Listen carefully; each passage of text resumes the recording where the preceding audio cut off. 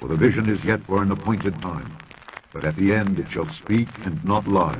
Though it tarry, wait for it, because it will surely come. It will not tarry.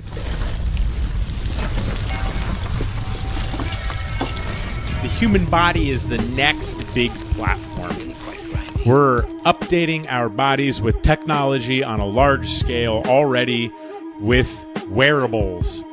But all of the wearables we wear today will be implanted in our bodies within the next 5 to 10 years. Everything is done in stages. After the RFID goes in the card and then your passport, it's going to go into your body. That's what they're going to try and do. And that's connected to a database that has your purchasing records, what you do. Everything is in there. So imagine no card, you just pay with your hands. Imagine that you're lost and someone can find you, or you can't speak and you're in the hospital and the doctor waves a reader over your palm or your arm and knows your entire medical history. In a subdermal implant, you have a much more consistent environment. The sensor is in place and it's inside the body.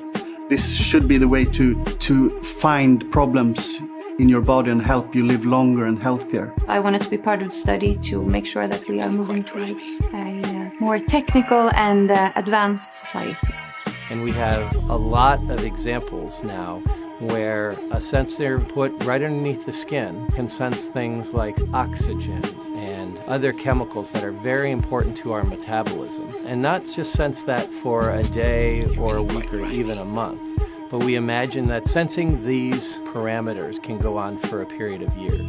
Mr. President, today we are making American health technology remarkably great again.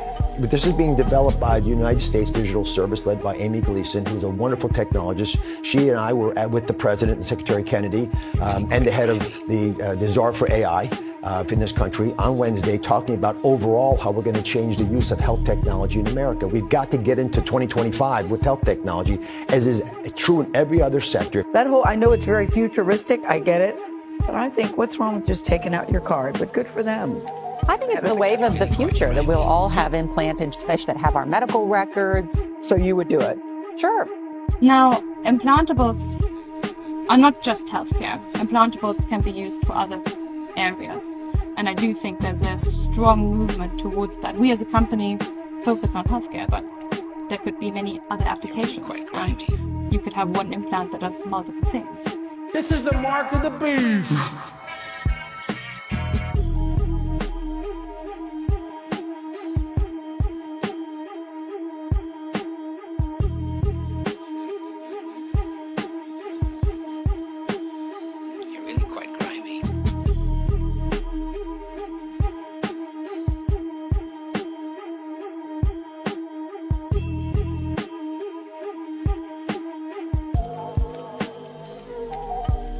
Turns out one of the biggest discoveries is actually this tiny. See how small that is? This little fish may be the next big thing, and it sounds like it's right from a sci-fi movie, but people all over the world are implanting these into their wrists. So I asked my producer, Dean, to find out more about this cutting-edge technology and what it could mean for your health.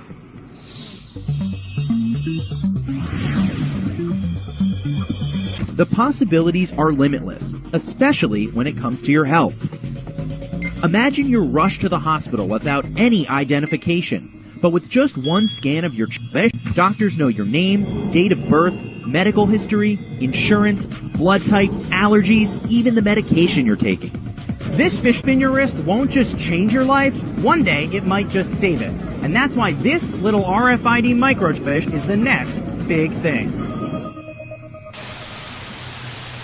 For decades, America's healthcare networks have been overdue for a high-tech upgrade, and that's what we're doing. The existing systems are often slow, costly, and incompatible with one another. But with today's announcement, we take a major step to bring healthcare into the digital age, something that is absolutely vital. You got to do it. Moving from clipboards and fax machines into a new era of convenience, profitability, and speed, and frankly, better health for people.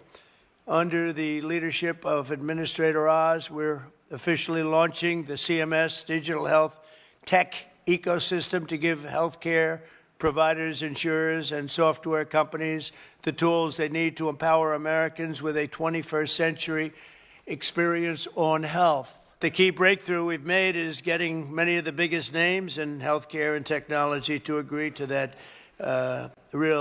those standards of electronic medical records that we talk about and you've heard about for so many years, and now it's happening. This will allow patients to easily transmit information from one doctor to another, even if they're different networks and using different record-keeping systems. No matter what system they use, they're all transferable. The new standards will also make it simple for patients to access their own personal health records. I don't want to see mine, please. I don't want to see. I don't know about you. They have all sorts of things, sir. They can tell you exactly what your problem is going to be in 6 years.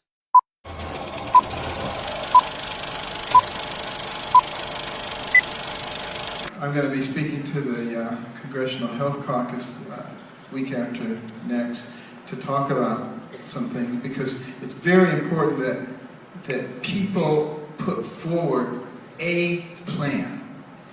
And the thing that I favor is using electronic medical records that are embedded in a microchip, not in cyberspace so that anybody can get it.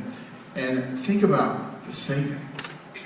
People know your allergies, your medications, whether there was a spot in your lung 5 years ago, just by popping it into the computer, and you maintain control of it. It saves us an enormous amount of money. All the dental records will be there.